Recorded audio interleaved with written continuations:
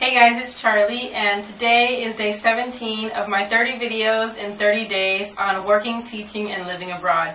Today I'm answering a question about cell phones while traveling abroad. Now, yesterday's video I talked about how I stay in contact and communication with my family and friends back home, but today's video is more so about how I connect with people in the country that I'm at through cell phones. So this cell phone is from Mexico, and it's a Hello Kitty phone. Maybe if you guys want to see a review, I will do that if you comment.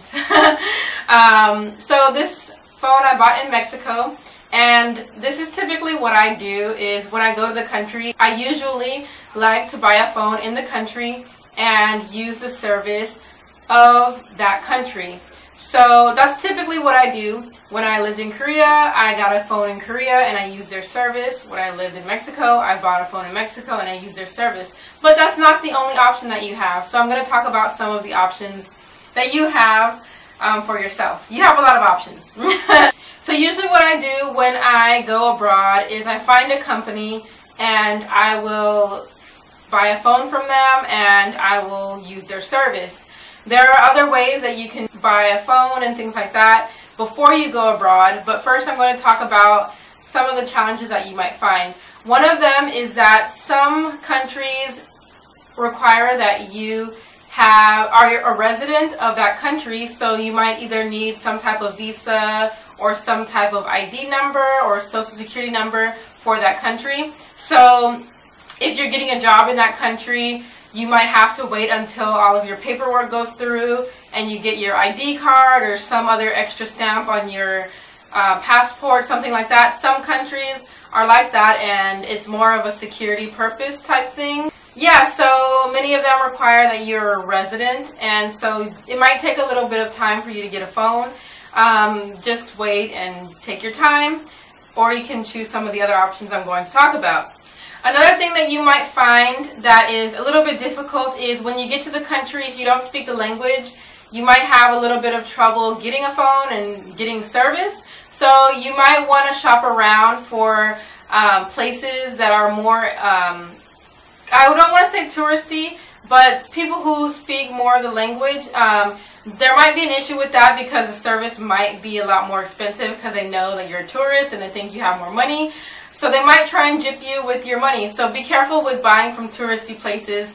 You might want to try and make a friend and ask them to go with you to their phone company and see if you can get a phone from there. But be sure to check on the requirements for getting a phone in that specific country, because like I said, some countries require that you are a resident of the country, and it might take a little bit of time to get your paperwork. Some countries do not require that you are a resident, so getting a phone is really simple. You just go to the phone company, make sure you have a passport or some type of ID because they usually do need that, your information. Some places might want you to have an address or something like that. So be sure to have some type of address and ID.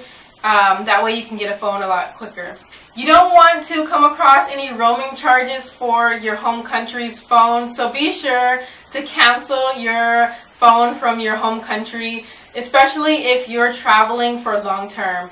I don't have a phone number from the US. I haven't for the past 3 years, so I usually just have a phone number from the other country.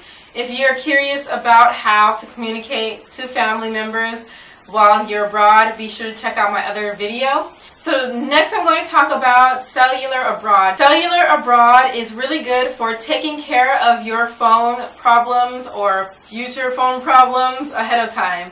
And they're a website where you can purchase phones, you can rent phones, and you can purchase SIM cards or rent SIM cards. You can even purchase Wi-Fi, like a little device for having Wi-Fi, and it's pay as you go. So you can check out that website. The link will be in the description box for that website. They also have National Geographic phones which you can look into. You can check out that. I'll have the link in the description box. So yeah, you can take care of your phone services. I don't know why I keep holding the phone up. You can take care of all of your phone issues or problems, future problems, potential problems ahead of time by purchasing a phone in the country, in your own country, and then a SIM card from that would work in the country before you go. That way, when you get there, you already have your phone number, you already have a phone, you can give it to your friends and family before you leave. That way, just in case emergencies, they know your phone number for the country. And when you arrive in the country, you'll already have a phone number and service to be able to give to people that you meet and business and all of that stuff. Another thing that you need to think about is unlocking your phone. Having an unlocked phone allows for you to get a SIM card. So this is my phone that I purchased in Mexico, and it is not unlocked. And the unfortunate thing about that is because it's not unlocked, I can't use it in the US, I can't use it in any other country. In order to do that, I will have to get it unlocked. You can purchase unlocked phones. They sometimes are a lot more expensive, but sometimes they're not that much more expensive. You can also go to a phone service where they unlock phones. Be sure that you're getting a phone that can be unlocked. My phone can be unlocked. Some phones cannot be unlocked. Some places mainly only unlock iPhones. So if you have an iPhone and it's not unlocked, you can get that unlocked before you leave.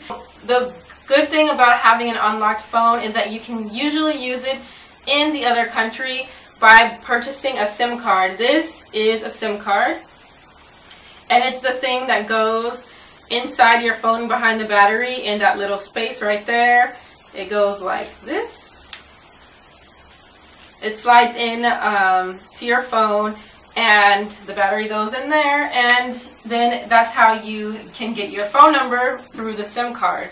So the best option that I can think of is, there are two, which is one that I do is purchasing a phone and using it in the country, or having a phone that you can use in most countries. This option is the best way to save money, I would think, is buying a phone that is unlocked and using it in every country you go to by just getting a SIM card in the country. You can go to a phone store in the country and purchase a SIM card through them. And by doing that, each country you go to, just get another SIM card. You can rent SIM cards also, and that way you can use your phone. So thank you guys for watching and subscribing. I hope this answered your question or concerns or curiosity about how I use my phone in other countries and how I travel and communicate with people in the country. You can go to stores where locals go, and you are going to pay the price that locals pay. Try not to go and get hassled and gypped by people who think you're the foreigner who doesn't know anything and is going to pay a lot of money. So yeah, I hope this helped. Please like this video if it was of help. Please leave any questions that you have on my website's Guestbook, blackpearlworld.com. Thank you guys for watching, and I'll see you tomorrow. Bye. Phones, and this is really cool for taking care of your phone services. It's 4th of July coming up, and this is really getting on my nerves. Now I lost my train of thought.